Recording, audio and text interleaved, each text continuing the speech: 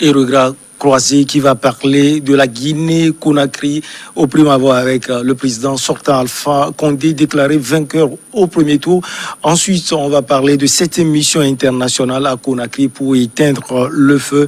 On va également parler du Mali avec le ministre de l'Europe et des Affaires étrangères françaises qui est arrivé au Mali, à Bamako. Pour quelle carte? C'est juste une question. Et puis l'hommage vibrant rendu par le premier responsable togolais, le chef de l'exécutif, Faure Gnassingbé Afambare Ouattara Nachaba, ancien président du Parlement togolais, décédé le 15 octobre 2020 à Paris, à l'âge de 75 ans. Nous avons autour, dans ce plateau, deux invités. On a Basile Agbo, qui est le directeur du journal de Freedom Fighters, combattant de la liberté. Bonsoir. Oui, bonsoir, chers confrères.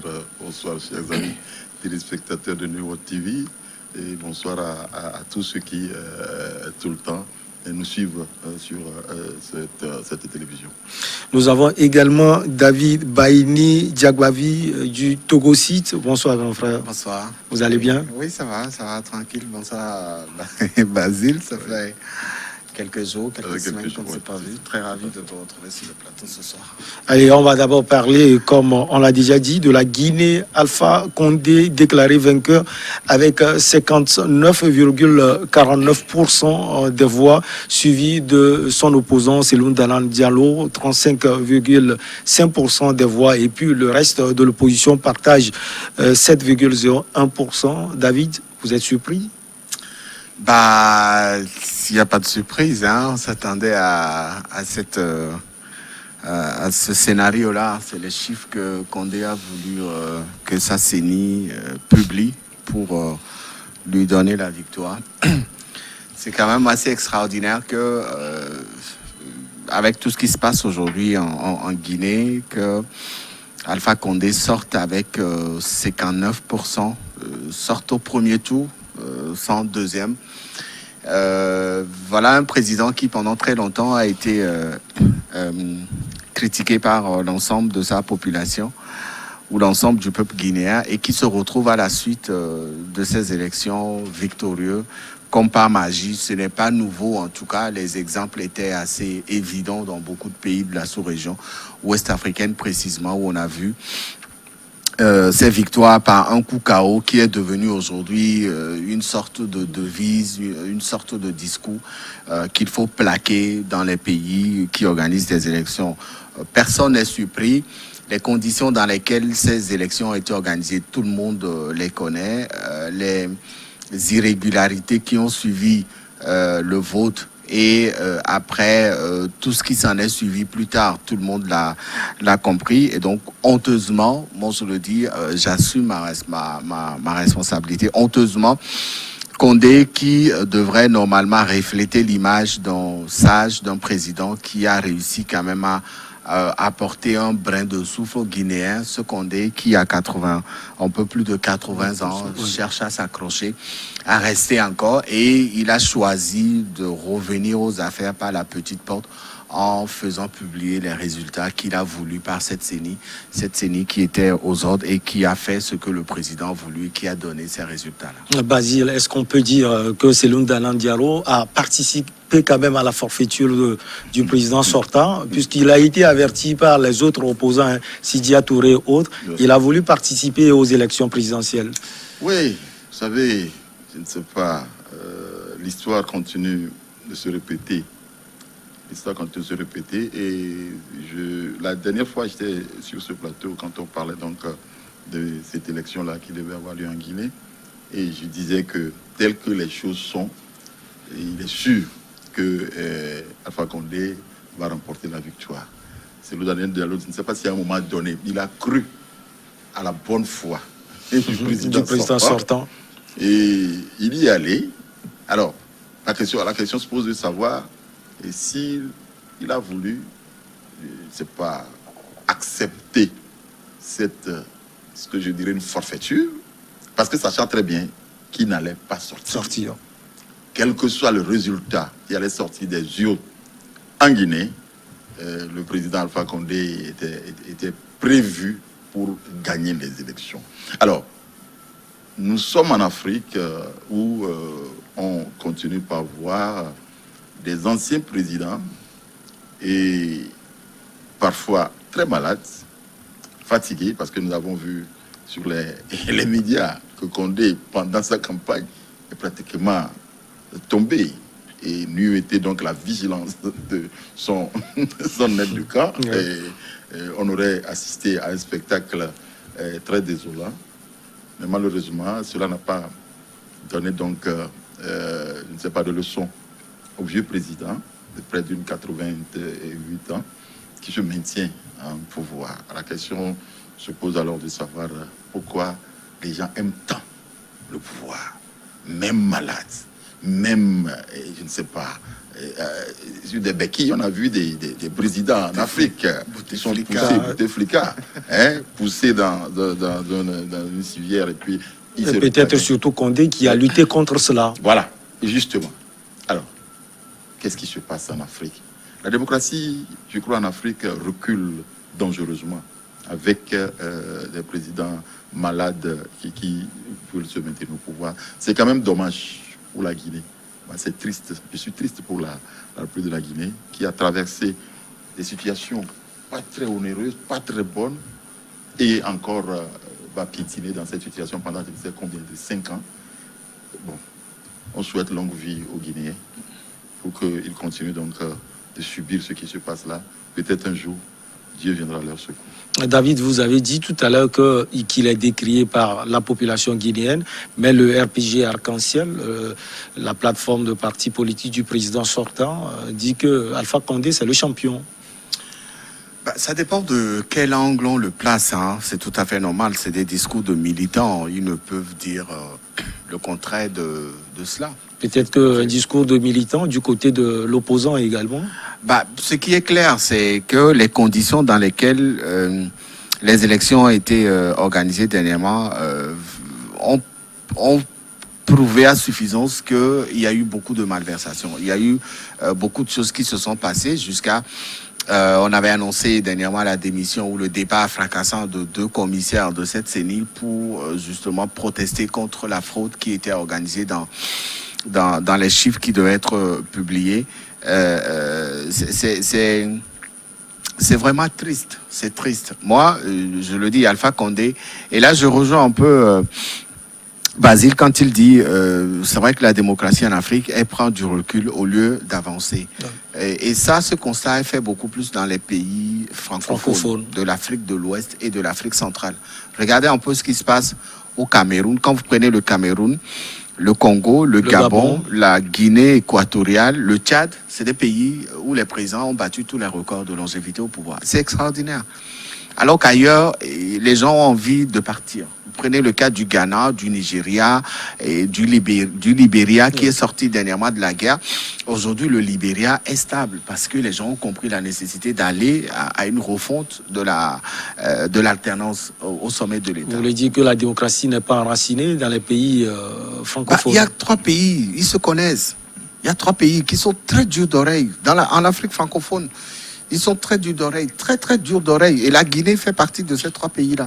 C'est terrible que Alpha Condé, qui avait porté l'espoir de la rupture de la dictature sous l'ancien président Conté, quand Conté était arrivé, on a vu, on vous dit que l'homme a passé plus de 40 ans dans l'opposition.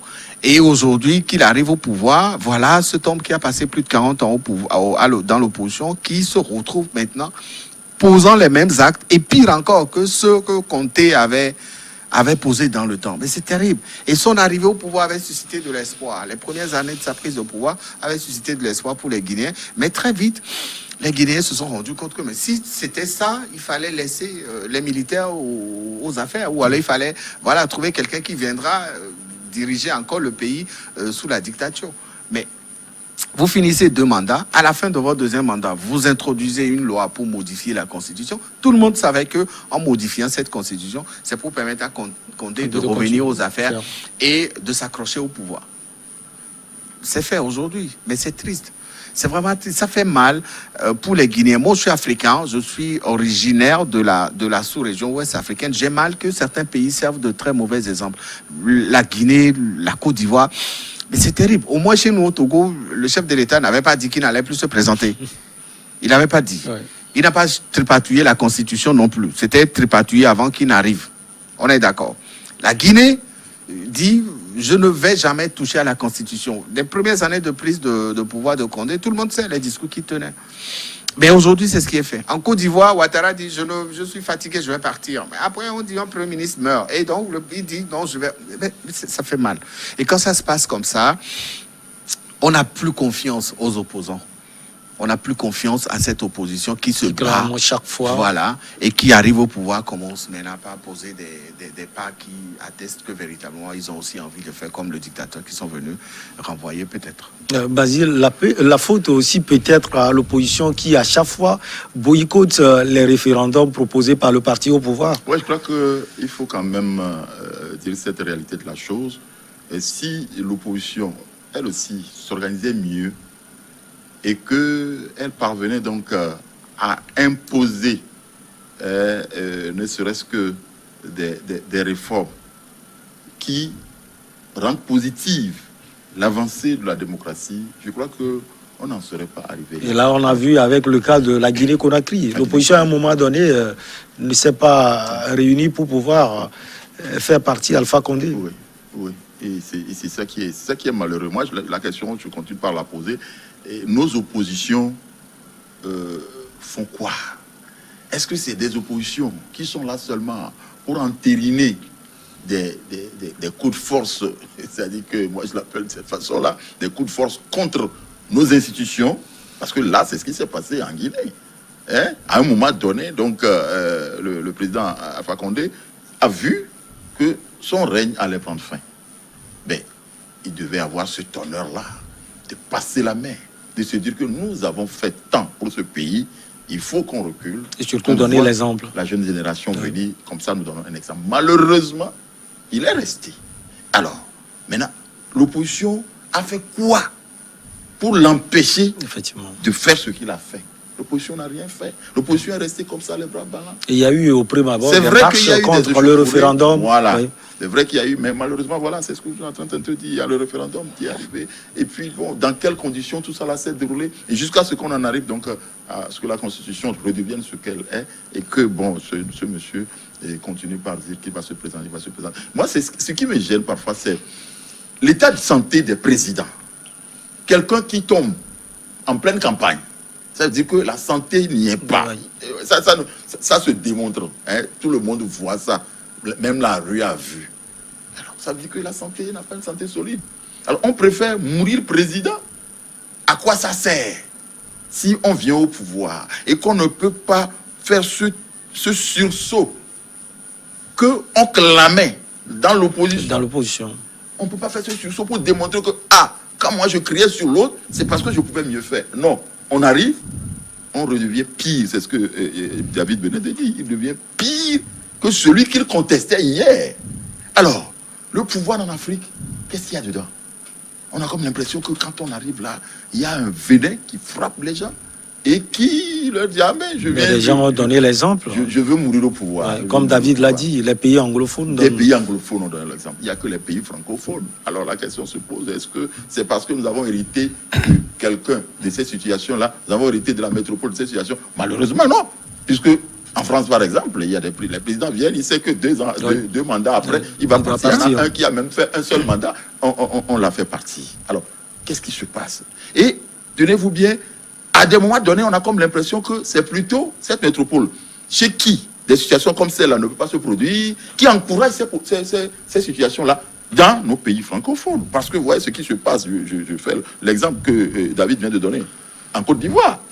En Côte d'Ivoire, mais à un moment donné, le président Ouattara avait dit, eh bien, je vais laisser le pouvoir. La jeunesse, la nouvelle jeunesse doit venir. Mais garde à vous, si vous les vieux, vous continuez pas à chercher à arriver, je vais revenir.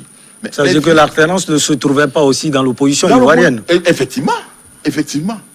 Et donc, au moment où lui, il disait que, bon, j'allais partir, on a applaudi. Quai d'Orsay, tout ça là, tout le monde a applaudi. Mais le Premier ministre meurt, il dit, je reviens. On réapplaudit encore. On est où là? On est où? C'est-à-dire que les Africains ne veulent pas céder à à monter la démocratie, à faire une démocratie parfaite. Et la France aussi joue le jeu avec eux, mais c'est malheureux. Je crois que la première personne, ou bien le premier pays à féliciter Alpha Condé, on va voir dans les jours à venir, ce sera la France. David, en quelques secondes, il faut dire aussi que la victoire écrasante au premier tour, 59,49%, c'est un signe que Alpha Condé évitait un programme deuxième tour pour être... Ben c'est clair. Et 59% dans les pays francophones africains, vous savez, ces chiffres n'existent plus. On ne se fait plus élire à 59%, 60%, 70%. C'est vieux, ça. Pour se faire élire réglementairement, s'il avait été un peu plus malin, il aurait pu mettre 51 ou 50%. Pour dire que c'est sérieux. Voilà. Mais quand vous mettez 59% et qu'en face, le peuple manifeste tous les jours, ce même peuple qui dit non, on ne veut plus de vous, on ne veut plus de vous, mais qui a voté pour Alpha Condé finalement? Qui a voté pour lui? Et on n'a jamais compris.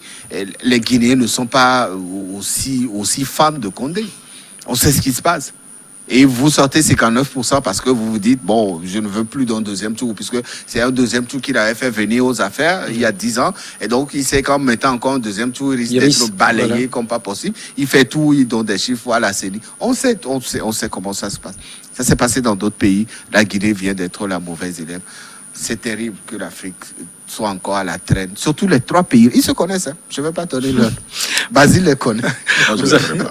Vous avez dit tout à l'heure, vous avez parlé de manifestation, en tout cas une mission internationale est à Conakry pour éteindre le feu. On marque une petite pause, on revient pour voir ce que cette mission peut véritablement faire.